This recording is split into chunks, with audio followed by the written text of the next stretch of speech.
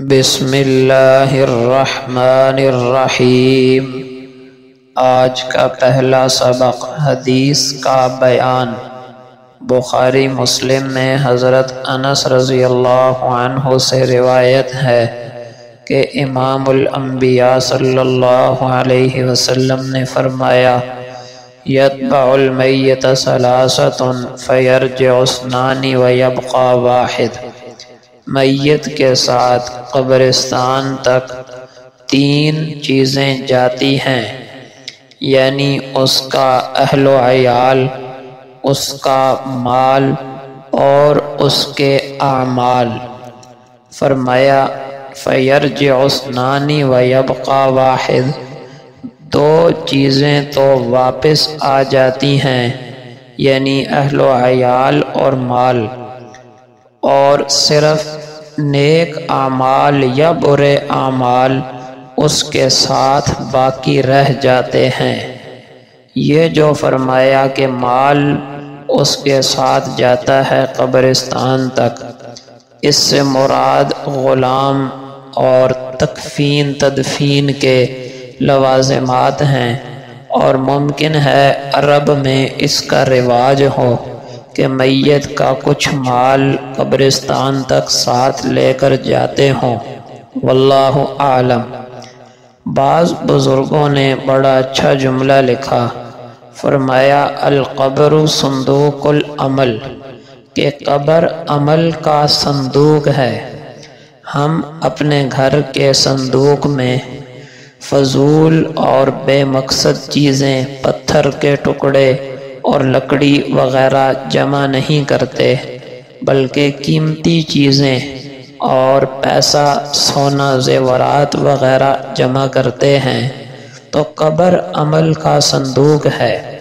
اب کتنا بڑا بے وقوف ہوگا جو اپنے گھر میں، اپنے کمرے کے صندوق میں پتھر اور لکڑی کے ٹکڑے جمع کر کے رکھے، اور اس سے بڑی بے وقوفی ہوگی کہ وہاں سانپ اور بچھو جمع کر کے رکھے۔ گناہ کرنے کا مطلب ہوتا ہے کہ ہم اپنی قبر میں خود اپنے لیے سانپ اور بچھو جمع کر رہے ہیں۔ بہرحال جو عمل ہم کر رہے، اچھا یا برا، جوں ہی قبر میں جائیں گے انہی اعمال سے ہمارا سابقہ پڑے گا۔ دوسرا سبق ہے ایک کبیرہ گناہ کا بیان۔ صحیح مسلم میں حضرت ابو ہریرہ رضی اللہ عنہ سے روایت ہے کہ رسول اللہ صلی اللہ علیہ وسلم نے فرمایا: لقد ہممت ان آمر بالصلاة فتقام، میں نے یہ ارادہ کیا کہ لوگوں کو نماز پڑھنے کا حکم دوں، ثم آمر رجلا فیصلی بالناس، پھر ایک آدمی سے کہوں کہ وہ لوگوں کو نماز پڑھائے، یعنی ان کی جماعت کرائے، ثم انطلق معی برجال معهم حزم من حطب، پھر میں کچھ دوسرے لوگوں کو اپنے ساتھ لے کر جاؤں اور لکڑیوں کا ڈھیر بھی ساتھ لے لوں، جنہیں آگ لگا کر ان لوگوں کے گھروں کو جلا دوں، لا یشہدون الصلاۃ، جو نماز کے لیے مسجد میں نہیں آتے۔ اس روایت سے پتہ چلا کہ بغیر شرعی عذر کے مردوں کے لیے جماعت چھوڑنے کی عادت بنا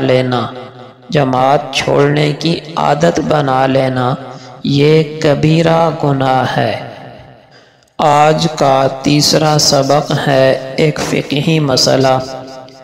جب بھی آدمی باوضو ہو، یعنی وضو کرے، تو وضو کے بعد 2 رکعت نفل تحیۃ الوضو کے پڑھ لینا مستحب ہے اور بہت فضیلت کی بات ہے، بشرط یہ کہ وقت مکروہ نہ ہو۔ حضرت عبداللہ ابن بریدہ کی روایت ہے کہ نبی کریم صلی اللہ علیہ وسلم نے ایک دن حضرت بلال رضی اللہ عنہ کو بلوایا اور فرمایا کہ بلال، یہ کیا بات ہے کہ تم جنت میں مجھ سے آگے تھے؟ میں گزشتہ رات جنت میں داخل ہوا تو اپنے آگے تمہارے جوتے کی آواز سنی۔ اس پر حضرت بلال رضی اللہ عنہ نے فرمایا، یا رسول اللہ، ایسا کبھی نہیں ہوا کہ میرا وضو ٹوٹا ہو اور میں نے وضو نہ کیا ہو اور پھر وضو کر کے 2 رکعت نہ پڑھی ہوں، یعنی 2 رکعت نفل تحیت الوضو نہ پڑھے ہوں۔ آپ صلی اللہ علیہ وسلم نے فرمایا، اسی وجہ سے تمہیں یہ مقام اور مرتبہ ملا ہے۔ آج کا درس مکمل ہوا۔ وما علینا الا البلاغ۔